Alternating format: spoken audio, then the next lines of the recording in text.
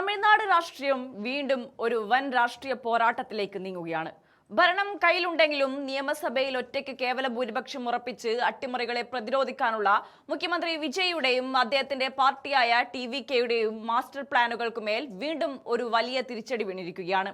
സംസ്ഥാനത്തെ 5 നിർണായക നിയമസഭാ മണ്ഡലങ്ങളിൽ ഉപതെരഞ്ഞെടുപ്പ് പ്രഖ്യാപിക്കുന്നത് തടഞ്ഞുകൊണ്ടുള്ള ഇടക്കാല സ്റ്റേ മദ്രാസ് ഹൈക്കോടതി വീണ്ടും നീട്ടിയിരിക്കുന്നു. ചീഫ് ജസ്റ്റിസ് അടങ്ങിയ ഹൈക്കോടതി ഡിവിഷൻ ബെഞ്ചാണ് തെരഞ്ഞെടുപ്പ് കമ്മീഷനുമേലുള്ള വിലക്ക് ഓഗസ്റ്റ് 28 വരെ നീട്ടി ഉത്തരവിട്ടത്.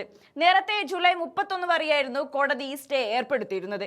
എന്നാൽ ഇപ്പോൾ ആ കാലാവധി വീണ്ടും നീട്ടിയതോടെ ഓഗസ്റ്റ് മാസത്തിൽ വോട്ടെടുപ്പ് നടക്കുമെന്നും അതിലൂടെ ഭരണത്തിൽ തനിച്ച് കേവല ഭൂരിപക്ഷം കൈവരിക്കാമെന്നുമുള്ള TVKയുടെ പ്രതീക്ഷകൾക്കാണ് മങ്ങലേറ്റിരിക്കുന്നത്. ഇതിൽ വിജയൊഴിഞ്ഞ തിരുച്ചി ഈസ്റ്റ് മണ്ഡലം TVK സംബന്ധിച്ച് കേവലം ഒരു സീറ്റ് മാത്രമല്ല, തങ്ങളുടെ അഭിമാന പോരാട്ടത്തിന്റെ കേന്ദ്രമാണ്. മുഖ്യമന്ത്രി സ്ഥാനം ഏറ്റെടുത്ത ശേഷം ഉയർന്ന സാങ്കേതികവും രാഷ്ട്രീയവുമായ നീക്കങ്ങളുടെ ഭാഗമായാണ് വിജയ് തിരുച്ചി ഈസ്റ്റ് ഒഴിഞ്ഞത്. എന്നാൽ ഇവിടുത്തെ ജനവികാരം ഇപ്പോഴും തങ്ങൾക്കൊപ്പമാണെന്ന് തെളിയിക്കാനും വൻ ഭൂരിപക്ഷത്തോടെ ഈ മണ്ഡലം നിലനിർത്താനും TVK കഴിയുമെന്ന കാര്യത്തിൽ രാഷ്ട്രീയ കേന്ദ്രങ്ങൾക്ക് വലിയ സംശയമില്ല. വിജയ് ഒഴിഞ്ഞ ഈ സീറ്റിൽ വൻ ഭൂരിപക്ഷത്തിൽ വിജയിച്ചു കയറുക എന്നത് TVKയുടെ വലിയൊരു തന്ത്രപരമായ ലക്ഷ്യം കൂടിയായിരുന്നു.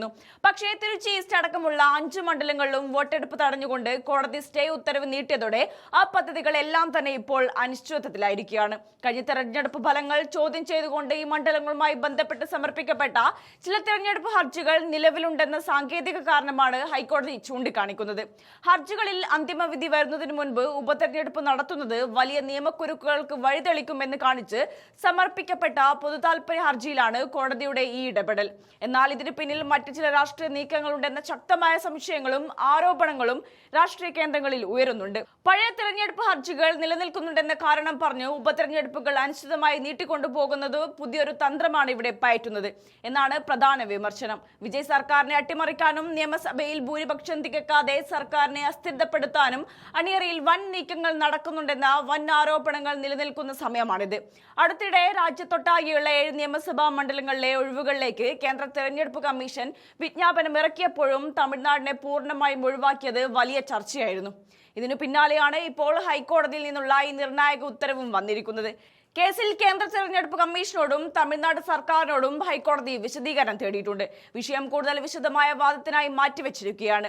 എന്തായാലും ഓഗസ്റ്റ് 28 വരെ ഉപതെരഞ്ഞെടുപ്പ് പ്രഖ്യാപിക്കാൻ കഴിയില്ലെന്ന് വ്യക്തമായി കഴിഞ്ഞു. അതായത് മാസങ്ങളോളം വിജയ് സർക്കാരിന് മുകളിൽ ഈ അനിശ്ചിതത്വത്തിന്റെ വാൾ തൂങ്ങി നിൽക്കും.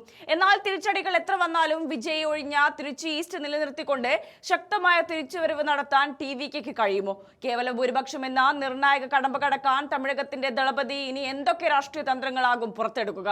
വിജയ് സർക്കാരിനൊപ്പമായതുകൊണ്ട് ഈ തെരഞ്ഞെടുപ്പുകൾ കോൺഗ്രസിനും നിർണായകമാണ്.